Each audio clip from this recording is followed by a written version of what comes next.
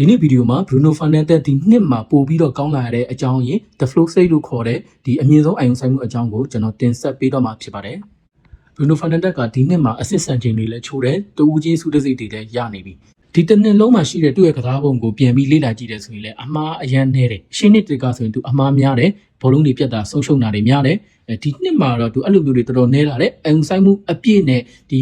ဖန်တီးဖို့ဂိုးဖန်တီးဖို့ကိုပဲအာရုံစိုက်ပြီးတော့မှန်မှန်ကန်ကန်လှုပ်ဆောင်နေတာကိုတွေ့ရတယ်။ဒါဟာ Bruno Fernandes အနေနဲ့ဒီနှစ်မှာ The Flow State ကိုရောက်အောင်ပို့ပြီးတော့လှုပ်လာနိုင်တယ်။ပို့ပြီးတော့လေ့ကျင့်ထားတယ်ဆိုတဲ့အဓိပ္ပာယ်ကိုပြနေတယ်။ဒီ The Flow State ခေါ်တဲ့ဇုံဆိုတာက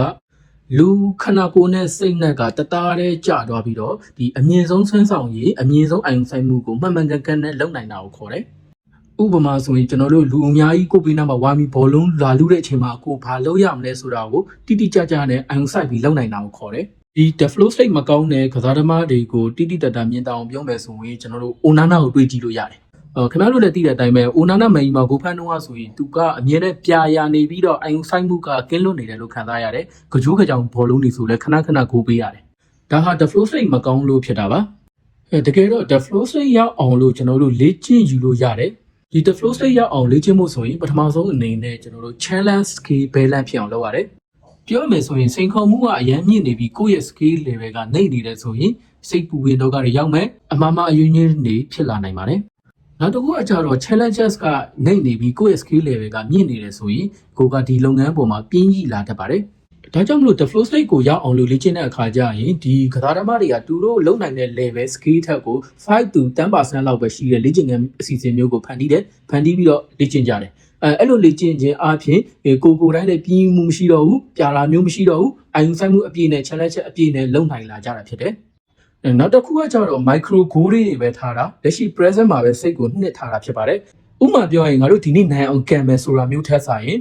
ငါးစီဘောလုံးရောက်လာရင်ဘဒုစီကိုပြန်ပေးရင်အကောင်းဆုံးဖြစ်မလဲဆိုတာမျိုးကိုပဲတောက်လျှောက်တွေးနေရမျိုးဖြစ်တယ်။အဲ့လိုတောက်လျှောက်တွေးနေခြင်းအပြင်အာရုံစူးစိုက်မှုကမပြတ်တော့ဘဲနဲ့ The Flow State မှာတောက်လျှောက်ရှိနေမှာဖြစ်ပါတယ်။နောက်တစ်ခုကကြတော့ anchoring လောက်တာပါ။ကစားသမားတွေပွဲမစခင်မှာထူးထူးဆန်းဆန်းလောက်တာတွေခင်ဗျားတို့မြင်ဘူးကြမှာပါ။ဥပမာမြင်တောင်ပြောရရင်တချို့ကစားသမားတွေဘောလုံးကွင်းနဲ့ဝင်တဲ့အခါကျရင်ညာဘက်ခြေထောက်နဲ့ပဲဝင်တာမျိုး။ဘောလုံးကွင်းထဲကမျက်ခင်းကိုလက်နဲ့လှမ်းကင်တာမျိုး။ဒါကိုစိတ်ပညာအရ anchoring လောက်တဲ့စိတ်ကိုကြောက်ချတယ်လို့ခေါ်ပါတယ်။ဒီလိုလုပ်လိုက်ပြီဆိုရင်စိတ်ကအလိုလျောက် The Flow စုံတဲ့ကိုရောက်သွားတတ်ပါတယ်။နောက်တစ်မျိုးကကျတော့ပွဲမစခင်မှာစိတ်ကိုဘောလုံးပွဲအကြောင်း visualization လုပ်တာပါ။